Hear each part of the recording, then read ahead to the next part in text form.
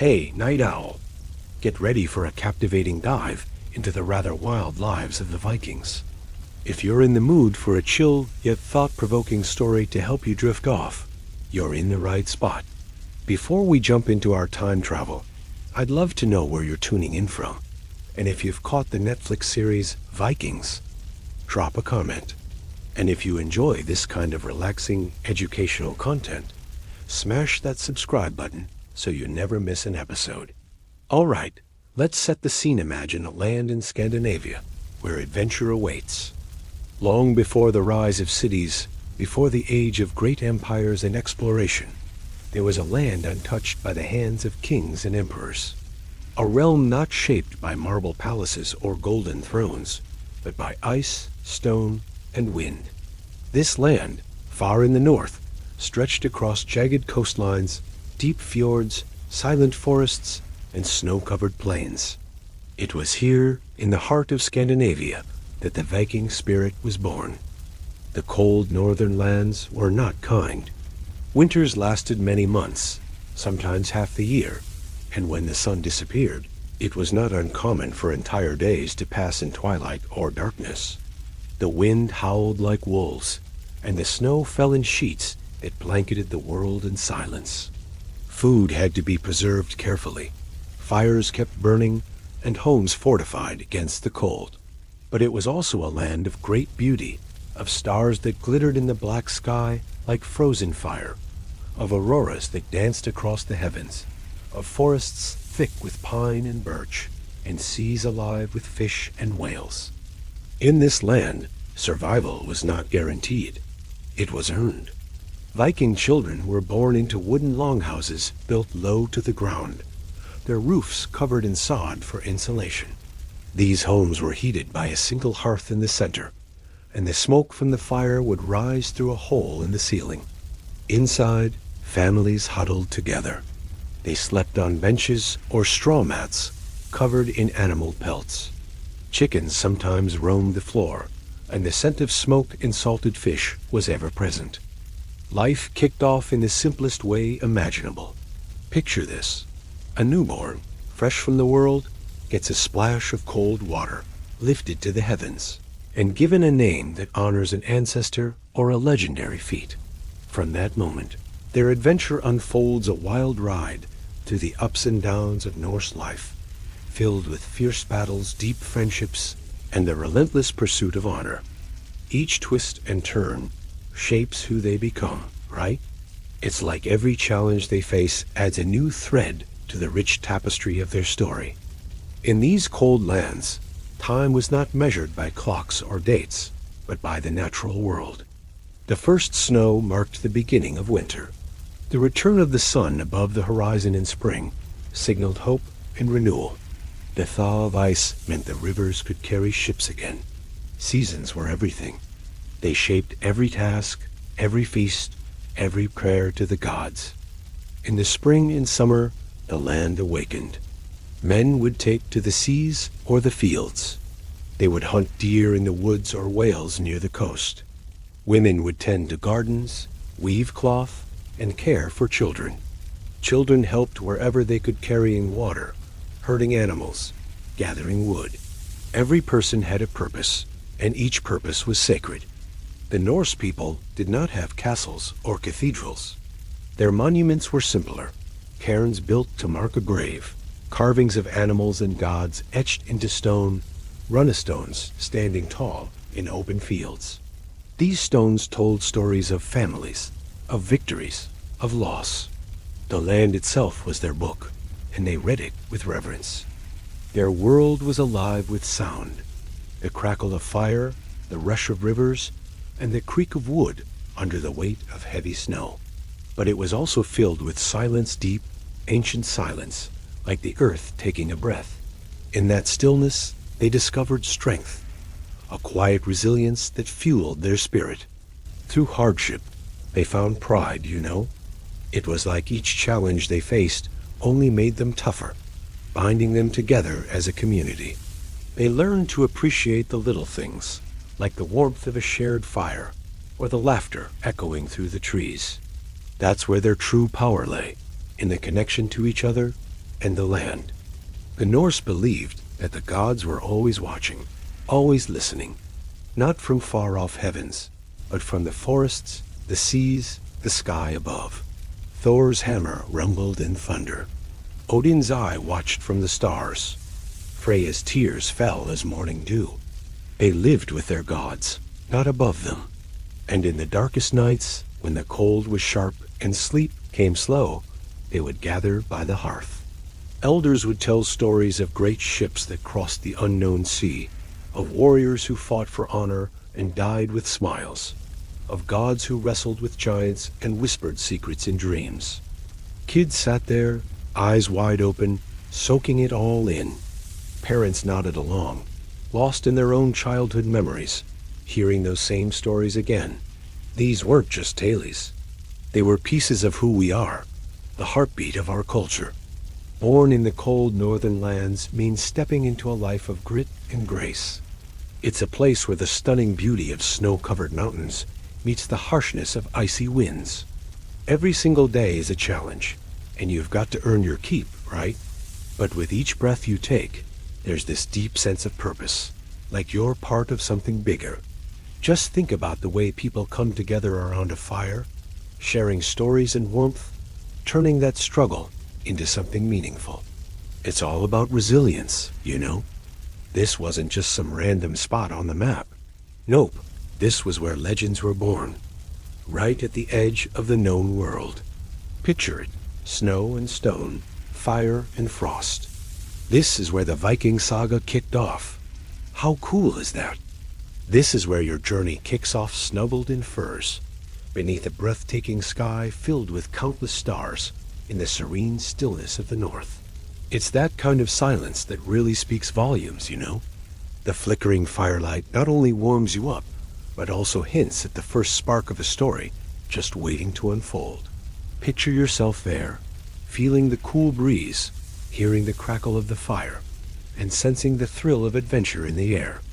It's like every moment is alive with possibility. Chapter 2. The Daily Life of a Viking.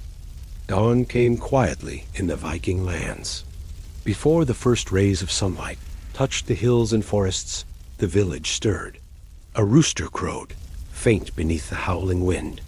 The crackle of coals being stirred back to life filled the longhouse. Sleepy eyes blinked open in the flickering light of the hearth. The day had begun. Daily life for a Viking was not marked by luxury or ease. It was a life of movement, of routine shaped by necessity, and of rituals that connected work to meaning. The Viking world was one of balance, between man and nature, between labor and lore, between silence and celebration. The typical Viking household was part of a tight-knit farming community.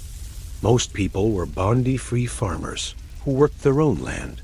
Their homes, often called longhouses, were built of timber frames packed with wattle and daub, with roofs insulated by turf. Inside, one could find livestock in winter sharing space with the family, warming the home and conserving resources. Each day began with tending to the animals. Sheep needed feeding, cows milked, and chickens let loose to scratch in the yard. Horses were brushed and hitched for work. Livestock were not just sustenance, but wealth and status. The more animals a household had, the more prosperous it was considered. After the morning chores, attention turned to the fields. Depending on the season, men would plow, sow barley or rye, harvest turnips, or mend fences. Tools were handmade iron hoes, wooden rakes, leather harnesses. Everything had to be maintained, often repaired, passed from hand to hand for generations. Women's work was equally demanding and vital. They baked bread from barley or oats, churned butter, brewed ale, and smoked or salted fish for preservation. They spun wool into yarn, dyed it with plants, and wove it into clothing on upright looms. Their skills shaped the household's comfort, warmth, and appearance. Children were included in everything.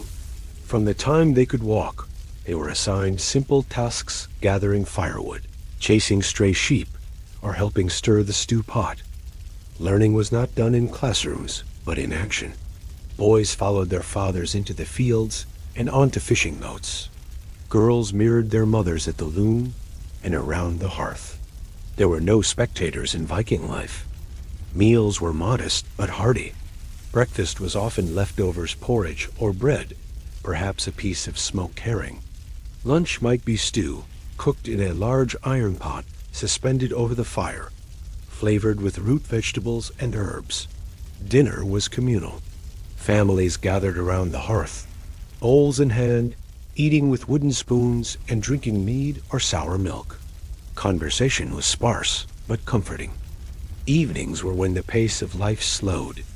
After the final chores were done, stories were shared. Elders told of gods and ancestors. Warriors recounted battles, and travelers spoke of distant lands. These oral traditions carried history, law, and identity across generations.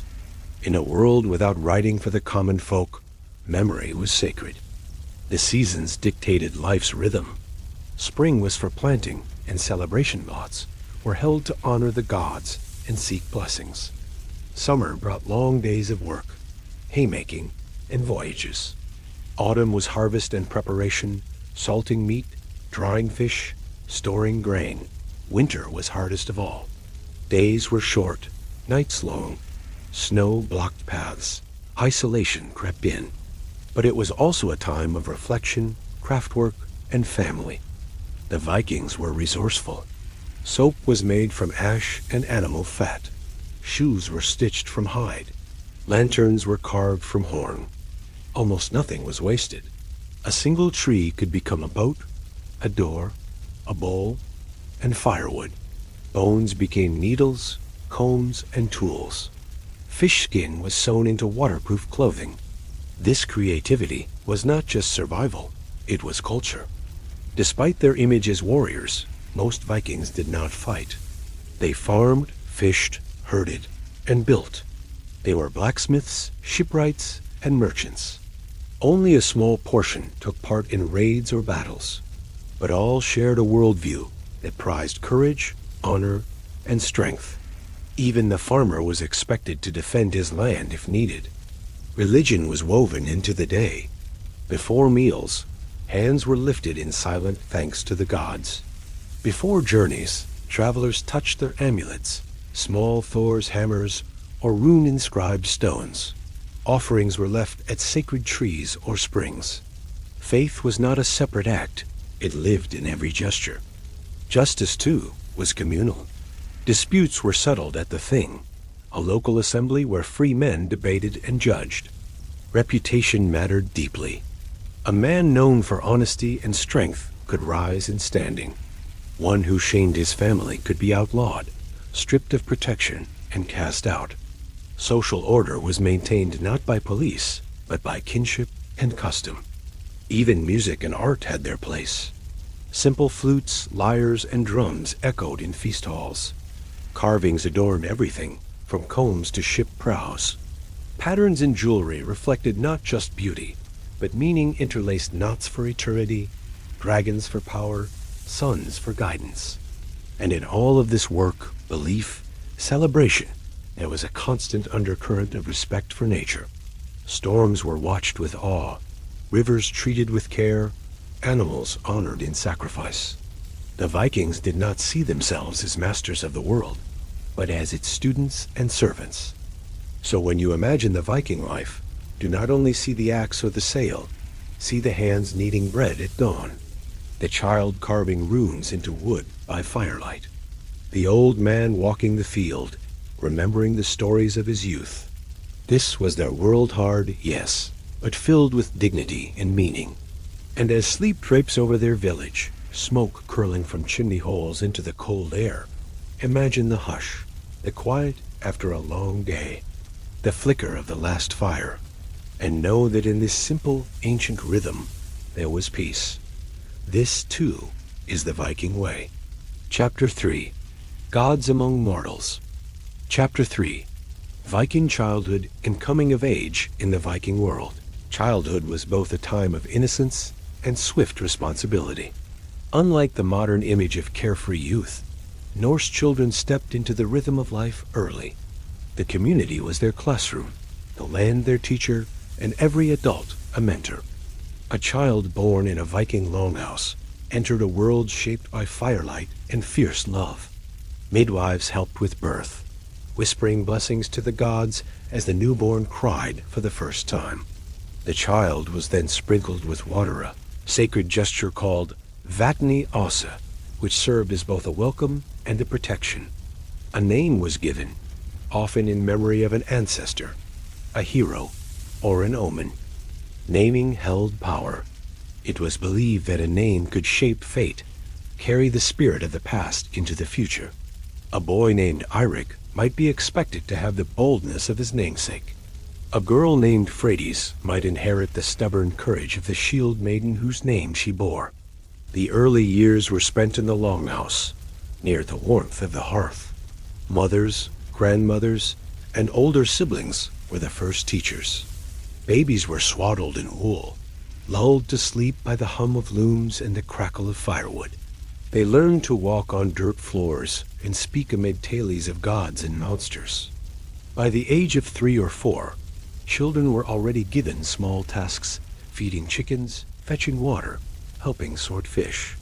It was not labor as punishment, but learning through doing. Skills were valued more than knowledge spoken in words. As they grew, roles became clearer. Boys followed their fathers or uncles to the fields, to the woods, and to the shoreline. They learned to cast nets, to track deer, to hold an axe, not to fight, but to split wood. They practiced climbing trees and wrestling, both for strength and balance. They played games that mimicked battle stone throwing, tug of war, mock raids across village clearings. Girls mirrored the women, learning to spin, weave, cook, and care for others. But that did not mean they were passive. Viking women were strong, respected, and often decisive. Daughters learned to negotiate, to trade, to farm, and to protect the homestead when men were away. Some would one day lead households, others even pick up weapons when needed. Stories were the glue of childhood. At night, sagas and myths were passed down by voice, carved into memory rather than stone. A child would hear of Thor's hammer cracking the sky, of Loki's tricks, of Odin's long walk toward wisdom. These tales were both entertainment and moral compass, teaching loyalty, bravery, sacrifice, and fate. Discipline came from example, not cruelty. A child who disrespected their elders might be sent to sleep away from the fire, or given a simple chore in silence. But they were rarely shamed or beaten without reason. Viking values placed honor above fear. Education was practical. Runes were taught to a few, mostly boys, from wealthier families or those with ambitions to trade or travel. A child might scratch runes into wood, mimicking their elders. They learned not just letters, but how to read the wind, how to tie knots, how to sense a storm coming. Wisdom came from observation, intuition, and constant practice. Coming of age was not marked by a birthday, but by readiness. For boys, this often meant the first hunt or sea voyage. A father might give his son a knife or a carved staff, not as a toy, but as a tool and a symbol of trust. If a boy showed courage during hardship, he was praised not with words, but with shared silence, a hand on the shoulder, a nod across the hearth. These quiet gestures meant everything. Some boys trained for combat, not all, but enough to carry the warrior ideal. They learned to wield a wooden sword, to dodge, to stand firm. But true valor was measured in restraint and readiness, not aggression. A brave boy protected others before seeking glory. For girls, coming of age could be marked by marriage, but not always. Some became healers, midwives, traders. Others inherited farms, led families, or even sailed beside their husbands. There were tales of women who refused suitors, who carved their fate with as much will as any man. Ceremonies were rare but powerful. A feast might be held for a boy who proved himself, or for a girl taking her mother's place in the family circle. Songs would be sung, horns raised, and gifts exchanged. These moments were not grand, but meaningful, like the etching of a rune on an old stone. Friendships formed early. Children ran in packs, playing along the rivers, hiding in the forest, carving dolls or animals from bone and wood. They shared meals, secrets, and daring dares. Some of these bonds lasted a lifetime, becoming shipmates, allies, or kin by marriage. Hardship was a constant companion. Illness claimed many before adulthood. Winters were harsh. Accidents on farms or at sea were common. Children learned to accept loss early. They wept, but they also remembered. They honored the dead with stones, names, and stories.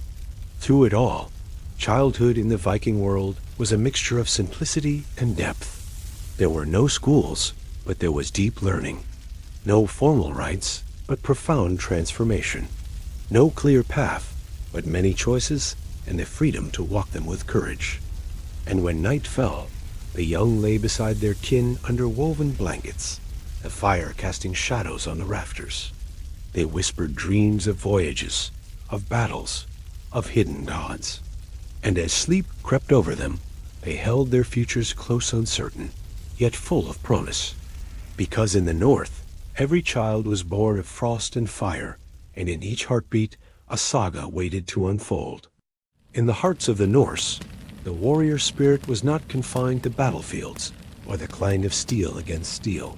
It lived quietly, almost sacredly, in the breath between words, in the cold morning air before dawn, and the silence after hardship. To be a warrior was not merely to fight, it was to live deliberately, with courage, with purpose, with honor. Every choice a person makes is like a step on this warrior journey. Whether you're planting seeds, shaping metal, or making promises, each decision is a chance to show what you're made of. Will you face it with fear, or stand tall with strength? This was the fire that burned in the soul of every true Viking. And it was this fire that etched their legacy deep into the bones of Europe, carved into runestones, sung through sagas, and passed from father to son, from mother to daughter. The Norse did not aim to be remembered with glory. They aimed to be remembered with truth. And truth, in their eyes, was never quiet. From the time they could speak, Viking children were steeped in story. Not fairy tales or gentle rhymes, but the great sagas, epic tales of sacrifice, of defiance, of courage. They knew of Sigurd, who bathed in dragon's blood and bore the curse of knowledge. They whispered the story of Brynhild, a shield maiden whose loyalty led to tragedy, yet whose name was still spoken with reverence. They honored Odin, a god who gave an eye not for power, but for wisdom, who hung himself on the world tree to learn the secrets of the runes. These were not myths, they were lessons. Lessons in loyalty, pain, glory, and loss. The path begins in youth. A warrior's journey starts long before they earn their first scar. Boys and girls are tested for their strength and grit. Up north, there's no room for weakness, right? Those wooden swords aren't toys. They're survival tools passed down from parents who faced real battles. Each swing carries the weight of their legacy, building character and resilience. It's all about shaping them into warriors ready to tackle whatever life throws their way. On the edges of frozen lakes or deep within pine forests, young warriors trained. They practiced on snow-slick stones, with wind howling in their ears, until their fingers were numb and their arms ached. The axe had to feel like an extension of the body. The shield had to become a second skin. But they weren't taught to fight to provoke. They were taught to fight to protect Dot, to defend family, to guard honor, to uphold what was right. Some kids gave it a shot, but many just walked away, and that was totally cool. The warrior's path isn't for everyone, but everyone knew it was legit. One truth stood above all. Strength meant nothing without control. Berserkers were wild warriors, feared and pitied. While their rage was legendary, the true heroes were the calm ones, those who listened, waited, and struck with precision, not panic. That's where real strength lies. To lose control was to invite chaos. And in a world where one wrong decision could doom a village, that was a risk no one could afford. The best warriors wore silence like armor. Their footsteps were soft, their voices low. But their presence was thunder. The shield maidens, not all who bore arms were men. The sagas speak of women who fought alongside their kin. Shield maidens, they were called. Not many, but never forgotten. Some defended their halls while their brothers sailed. Some joined the longships themselves, their braids woven tight beneath iron helmets. They trained, they bled, and when they fell, they were honored. Lagertha, Hervor, and Freydis, these names are legendary. These fierce women didn't just fight, they broke all the rules. In Norse culture, courage was all that mattered, no matter who wore the armor. They stood tall with their male counterparts, showing that strength has no gender. Isn't that just so inspiring? Imagine the epic tales they could share. A true warrior did not prove themselves through conquest. They proved themselves through sacrifice. The soul of the sword to the Norse. A sword was never just metal. It was memory. It was fate. Each weapon had a name, just as each warrior had a name worth defending. Some swords were inherited, their edges dulled and reforged over generations. Others were buried with their wielders, never to be touched again. Runes were carved into their hilts. Animal bones or leather from a fallen brother might be bound to the grip. Blades were often given blessings words whispered before battle. Charms hung from scabbards. To draw a weapon without purpose was a disgrace. To misuse it worse. A warrior once dropped his sword in a river during a raid. Instead of diving in, he stood tall, shield raised, ready for anything. He fought bravely with just his fists and shield, pretty intense, right?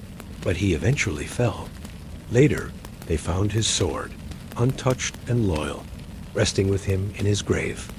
It's a reminder that sometimes what we think we've lost is just waiting for the right moment to be rediscovered. Powerful, isn't it? The shield wall and the dance of war. In the great battles, when kings clashed and fields ran red, Viking warriors did not scatter like wolves. They stood like stones. Their most feared tactic was the shield wall, a line of warriors so tightly packed, their round shields overlapped like scales on a serpent. Behind them, spears reached out like fangs. From above, axes swung in heavy arcs. From the rear, archers loosed volleys that darkened the sky. The shield wall moved as one. If one broke, many died. There was rhythm to it, a kind of brutal dance. Step, clash, roar, retreat, advance. Shields splintered, bones cracked. Blood soaked the ground, but still they stood. It wasn't about who swung hardest. It was about who stood longest, raiding the other face of war. Yet for all the legends of battlefield glory, most Viking violence was quieter. It came by sea. Warriors in their sleek longships glided through the mist like shadows on a mission. They struck fast, catching everyone off guard. Monasteries, villages, lonely manors, all fair game. It wasn't just about gold. Sometimes it was food, revenge, or the thrill of making a name. Imagine the adrenaline, the chaos, and the wild stories shared around the fire. They craved to be remembered, even if it meant leaving destruction behind. It's a brutal mix of fear and fascination, right? To die unknown was the worst fate. To be sung of that was immortality still. Even the fiercest raiders followed a code. Some spared the weak. Some demanded tribute rather than blood. There were no rules, only honor. And that varied from one clan to the next. Honor and the oath. Among the Norse, a man's word was his life. Oaths were sacred, spoken in firelight, sealed over cups of mead. They bound not just the man, but his kin. To break one was to invite exile, or worse. Honor wasn't about perfection. It was about persistence, about standing for what you promised, even when the world turned against you. A man once swore to return with the body of his brother, lost on foreign shores. For 3 winters he searched. He returned at last carrying only bones and a rusted sword. But he had kept his word, and so he was honored as if he had never left. A Viking warrior never feared death, not because they thought themselves invincible, but because they believed that death was not an ending, but a transformation. To die in battle, with honor and with courage, was the highest fate. It was said that those who fell with weapon in hand and resolve in heart would be chosen by the Valkyries, divine shield maidens who rode wolves through the sky to be carried to Valhalla, the hall of the slain. There, the fallen would feast with the All-Father, Odin himself. They would drink mead from curved horns, sing songs that echoed like thunder, and fight mock battles by day, only to rise again by night. They were not dead, but preparing for Ragnarok, the final battle that would shake the roots of the world. But Valhalla was not promised. It was earned. And even then, it was not the only path. The many paths beyond death. Those who died not in war but in sickness, or age, or sorrow, might instead travel to Helheim, the shadowy realm ruled by Hel, daughter of the trickster god Loki. But Helheim was not a place of punishment. It was a realm of quiet, of rest. There, souls wandered under gray skies, tended ancient memories, and watched the world from afar. Others were said to sail into the sea itself, joining Ran, the sea goddess, in her net of drowned souls. And some, those pure of spirit or touched by the divine, were guided to Folkvangr, the meadows of the goddess Freya, where life after death bloomed as softly as spring. Wherever they went, the dead were not gone. They remained in the land, in the stones, in the whispers of the wind. Ancestors were honored, not forgotten. They were spoken to before journeys. They were toasted to in the longhouse. And sometimes they answered back. The ritual of farewell. When a warrior died, the community did not simply weep. They prepared, carefully, with reverence. If the warrior had fallen in battle, his comrades might carry him back on their shoulders. If he had died at home, his family would dress his body in the finest clothes he owned. His weapons, sword, axe, perhaps a seek's, would be laid beside him. A silver coin might be placed on his tongue, or over his eyes, to pay the ferryman to the other side. Funerals varied across clans and lands. In some places, the body was burned on a pyre, flames licking into the northern sky, sending smoke and soul into the air. In others, the dead were buried in boats, covered in furs and gifts, the ship entombed beneath a mound of earth. Sometimes the mound was crowned with a stone, or a carved post etched with runes, a final mark of their name, their deeds, their story. Horns would sound. A skald might recite a saga. The air would be thick with smoke, mead, and memory. Death was not a loss. It was a return. A warrior did not vanish. They passed into legend.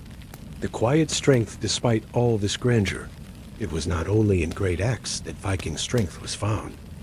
True resilience was in the quiet, in surviving a harsh winter with nothing but saltfish and frozen roots, in building a home from trees felled with one's own hands, in raising children to be bold but kind, in keeping the fire alive when all else had turned to ash. The Norse knew suffering. They did not deny it, but they met it with a kind of stubborn grace. When the crops failed, they foraged. When the snow buried the roads, they waited. When death came for a child, they mourned, and then they sang. They told stories not just of gods and giants, but of endurance. They believed in getting back up, in trying again, in forging a new blade from broken steel. The warrior at home. Contrary to popular myth, most Vikings were not always at war. When not raiding or exploring, warriors returned to their farms. They hunted elk. They traded amber. They taught their children how to read the sky. Fathers passed on more than just weapons. They passed on songs, values, riddles, and dreams. Mothers wove strength into every garment, every meal, every word of advice whispered over sleeping sons.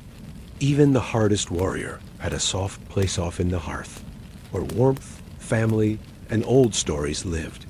There, by firelight, the sagas grew longer, the gods felt closer, and the world seemed wide enough for both war and peace. Legacy through generations. The Norse understood something many forget. Greatness is not measured by conquest alone. It is measured by the legacy one leaves behind. That's why every action mattered. A father who broke a promise stained his children's name. A woman who healed others would be remembered as long as the village stood. A child who spoke the truth, even when afraid, was praised like a hero. The greatest warriors knew this. They fought not for blood, but for honor, that fragile, priceless thing passed from breath to breath, from one generation to the next. And when they died, they asked for no tomb of gold, only a place in the stories. The sea, the horizon, and the path of destiny. To understand a Viking's soul, you must first understand the sea. Not just the crashing waves or the salted wind, but the sea as a living presence, a calling voice, a mirror of fate. It was not feared. It was followed. It was whispered to at night, and it answered in silence. From the rocky cliffs of Norway to the low shores of Denmark, the Norse were people of the tide. The sea fed them, tested them, shaped them. It was both barrier and bridge. Within its depths were danger, but also freedom. And the Vikings listened. Their ships were not mere boats. They were woven with intention.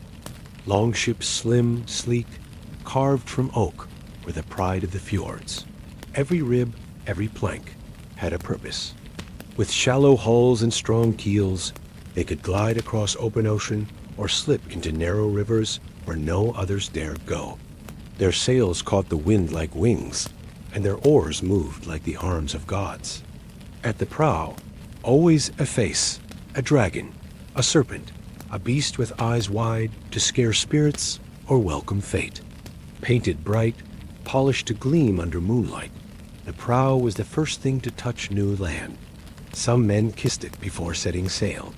The language of the sea. Vikings did not use compasses. They used the sun and the stars. They read the flight of birds.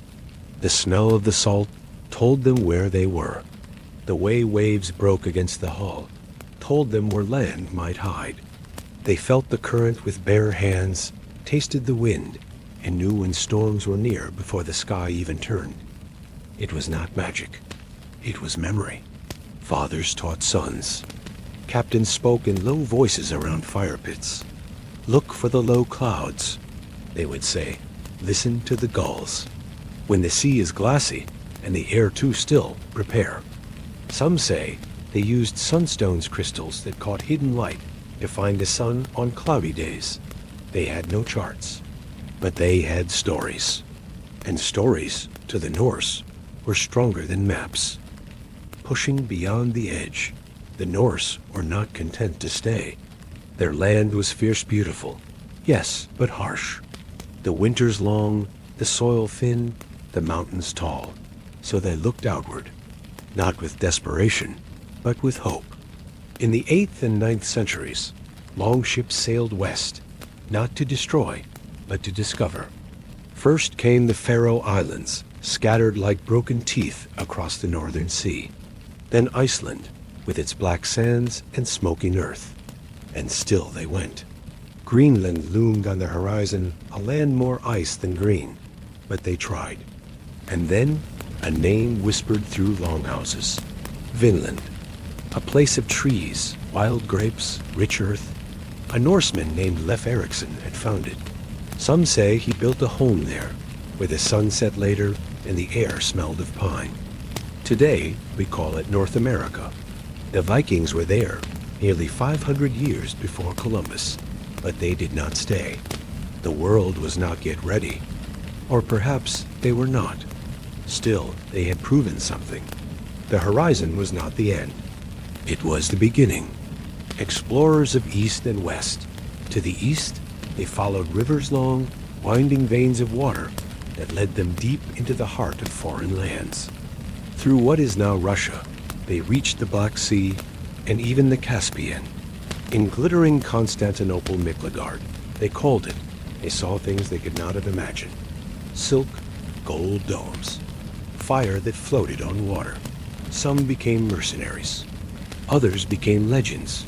They brought back coins and spices, tales of deserts, strange gods, cities that never slept. And always, they returned home with more than treasure. They returned with knowledge, and knowledge was power. The sea in their blood. Not all voyages ended in glory. Some ships vanished. Others were broken by ice or storm. Families waited for sails that never appeared.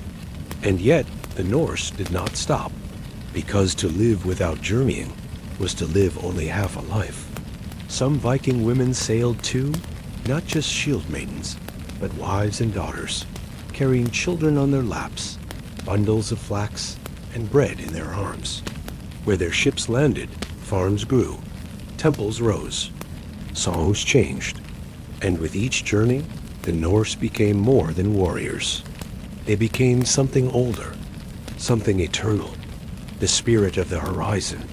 What made the Viking spirit so enduring was not strength. It was willingness. Willingness to risk, to change, to believe that what lay beyond was worth chasing, even if it meant losing everything. They did not seek comfort. They sought purpose. When storms came, they faced them. When land ended, they built ships. When stories faded, they told new ones. This was the true heart of the Norse. Not violence, not conquest, but curiosity. And so, when the wind rises and the night grows still, listen. You may hear the ghost of an oar against water, the flap of a forgotten sail, the voice of a man who stood at the prow and saw not danger, but destiny. The sea did not break the Vikings. It made them. In the restless cold of the north, where winter's breath freezes the very hush of dawn love, among the Vikings burned like molten iron in a forge. Quiet, steady, and life-affirming. It was never cloaked in flowers or lofty verse, but forged instead in trust, duty, and shared endurance. Within the longhouse's wooden walls, 3 generations gathered beneath smoke-stained rafters, each hearth crackle weaving them together. Elders, wrapped in cozy wolf-pelt cloaks, gathered around the glowing embers, sharing tales of their epic migrations across the wild seas. They recounted fierce clan feuds that shaped entire kingdoms and spoke of gods who traded their own comfort for the wisdom of mortals. Meanwhile, as dawn broke, parents sprang into action men, hauling heavy nets from the fjord or practicing their axe skills on the shingle shore, while women stirred delicious, honey-sweet stews and tended to herb gardens bursting with life, curing fevers and healing wounds. Kids, with their wooden swords clutched tightly, darted around, honing their agility under the watchful gaze of the carved dragons adorning the hall's pillars, their imaginations igniting with each swing and parry. It was a vibrant scene of life, learning, and legacy, where every moment was steeped in tradition and adventure. In this lively world, marriage was way more than just a simple contract. It was all about partnership and respect between equals. Even among the Jarls, a bride's voice really mattered. She had the power to say yes or no to a suitor, and her choice was fiercely protected by her family, who were totally committed to honoring her decision. When couples tied the knot, it wasn't just a quick ceremony. It was a grand celebration that lasted 3 whole days. Picture a betrothal feast filled with laughter and mead, decorated with beautiful rowan garlands. Then came the hand fasting, where they'd wrap themselves in runic cords, symbolizing their lives becoming one. Finally, there was a heartfelt sacrifice to Freya, where the smoke and melodies would bless their vows, making the whole experience feel sacred and special. Isn't that just beautiful? Husband and wife then governed their farmstead as joint stewards, he defending homesteads from raiders, she managing flocks, and the loom's endless dance of wool into patterned bands said to guard against evil. Side by side they charted barley rotations, traded furs at distant markets, and bore every misfortune crop failure, sickness, border dispute shoulder to shoulder. Children were truly cherished and taught by example, and it was such a beautiful thing to witness. Picture this: a boy, wide-eyed and eager, mimicking his father's every stroke at the anvil, just before he got to heft a real sword for the first time. How cool is that? Meanwhile, a girl skips through the meadows with her mom, gathering mugwort and yarrow, soaking up the knowledge of which oils could heal a scrape and which ones kept pesky spirits at bay. Even their games weren't just for fun. They were like mini training sessions. They'd stage mock raids, crafting splintered shields that one day would become real armor. Names were picked with love and meaning too. Astrid meant divine strength, while Lev spoke of heritage, tying each child to their family's legacy. So every shout across the fields wasn't just a call, it was a reminder of those who came before. How amazing is that? Woodcarvers were the true heroes of the village, right? They transformed ordinary fence posts into fierce guardians and bedposts into wild, snarling beasts that seemed almost alive. And then there were the blacksmiths, crafting blades that not only sang in battle, but also created beautiful pendants of Thor's hammer, intricate silver rings, and delicate keys that looked like they belonged in a fairy tale. Women worked magic with textiles, their fabrics shimmering in rich indigo and vibrant madder red. Each woven border was like a protective charm against negativity. Meanwhile, music filled the air-bone flutes, stringed lyres, and hand drums set the stage for epic saga recitals, bringing stories to life with rhythm and pulse. Even in death, the Norse didn't hold back. Chieftains were sent off on flaming ships, surrounded by treasures and carved oars, ready to feast with the gods. Through all these amazing artifacts, one thing stands out. Life and beauty were deeply intertwined, and to create was to let one's soul sing out loud. Isn't that just beautiful? And those tokens of love? They traveled across icy seas, like little treasures. Imagine an antler comb, delicately inscribed with private runes, or a piece of tapestry stitched into a cloak, each a reminder of vows that couldn't be broken, even by distance. If things went south, and betrayal cast a shadow over a union, the laws had their back. A wronged spouse could reclaim her dowry and find safety with her kin. Mediators would step in to help settle feuds, and only when all else failed would they resort to steel to restore honor. It's a fascinating mix of love, loss, and the lengths people would go to protect their hearts, right? Even beyond immediate family, love wove through clan and cosmos. Hospitality was sacred. A stranger at the doorstep was fed, warmed, and sheltered because generosity was a form of wealth far greater than gold. Elders, too, were honored keepers of memory. Their cracked voices sang of life's cycle, birth, growth, aging, and return, reminding all that roots must hold firm if the tree of lineage were to endure. Rites marked each stage, births blessed with water and name songs, coming of age celebrated with weapons and weaving tools, and death ushered by pyres, mournful horns, and offerings of combs, cloaks, or blades to accompany the departed to the next world. As love and kinship bound the living, a parallel web of law and justice held society in balance. In these storm-lashed lands, law was more than statute, it was a sacred shield. At the heart of Norse jurisprudence sat the Thing, a great assembly held beneath sky, and standing stones were free men, and in later times, free women gathered to air grievances, recount the ancient code, and settle disputes. There were no judges perched on thrones. Instead, law speakers, scholars of memory recited every fine, every obligation, every wurgled assessment from the man price for an injured bounty to the far heavier dues owed for the slaying of a jarl.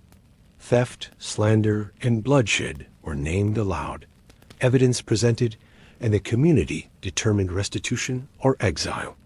Vengeance claimed quickly in the absence of redress, but the thing remained a place where feuds could be quelled if a family accepted the prescribed compensation: silver for a broken arm, higher silver for a life cut short, restoring balance and averting unending cycles of blood. Honor, as ever, underpinned every verdict. Words uttered beneath the open sky bore weight equal to steel. To swear an oath upon a runic ring was to bind one's soul, and to break it invited shame more crippling than any exile. Medieval equalities notwithstanding, every free person, man or woman, had a voice at the thing, and even thralls, though few in number, possessed limited rights. An abusive master risked judgment, and manumission remained possible for bravery or purchase. Mercy, too, was woven into justice. Confession and restitution could restore status, allowing the wrongdoer to step once more beneath the communal hearth's warmth. While law held the social fabric, art and craft revealed the Norse soul's deeper patterns. Their world, though often painted in iron and storm, was equally carved in beauty. From the smallest brooch that clasped a cloak to the dragon-headed prow of a longship, each carving told a saga. Spirals and endless knotwork traced the cycle of fate: no beginning, no end, and adorned wood and metal alike. Every longhouse beam bore wolf or raven motifs. Every shield rim or sword hilt glinted with filigreed runes of protection. Wood carvers were the true heroes of the village, right? They transformed ordinary fence posts into fierce guardians and bedposts into wild, snarling beasts that seemed almost alive. And then there were the blacksmiths, crafting blades that not only sang in battle, but also created beautiful pendants of Thor's hammer, intricate silver rings, and delicate keys that looked like they belonged in a fairy tale. Women worked magic with textiles, their fabrics shimmering in rich indigo and vibrant madder red. Each woven border was like a protective charm against negativity. Meanwhile, music filled the air-bone flutes, stringed lyres, and hand drums set the stage for epic saga recitals, bringing stories to life with rhythm and pulse. Even in death, the Norse didn't hold back. Chieftains were sent off on flaming ships, surrounded by treasures and carved oars, ready to feast with the gods. Through all these amazing artifacts, one thing stands out: life and beauty were deeply intertwined, and to create was to let one's soul sing out loud. Isn't that just beautiful? Yet all proud flames must eventually cool, and by the late 10th and early 11th centuries, the Viking world gently yielded to the tides of change. Lands once raided became defended. Fortresses rose where open villages had stood.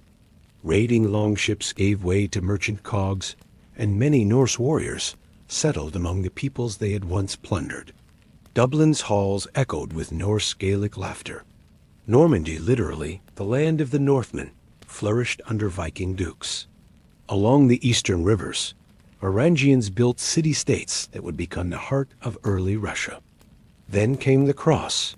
Christian missionaries followed the fur traders and chieftains, and kings discovered in one faith the promise of unity and peace. Olaf Tryggvason and other rulers accepted baptism, some for genuine conviction, others for political accord, and churches sprang up beside runed stones. For generations, old and new beliefs coexisted.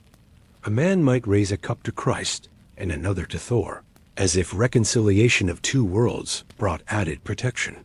Yet inevitably, the sagas found parchment and quill, the oral poetry of skalds giving way to written Icelandic manuscripts, ensuring that Norse legends endured even as their pantheon receded. The final echo of the Viking Age sounded in 1066, when Harald Hardrada's bold aspiration for the English throne ended at Stamford Bridge under the flight of an English arrow. Days later, William of Normandy, himself of Viking blood, would win Hastings, cementing the transformation of those fierce northern raiders into feudal lords whose descendants would shape a new Europe. But was it truly the end?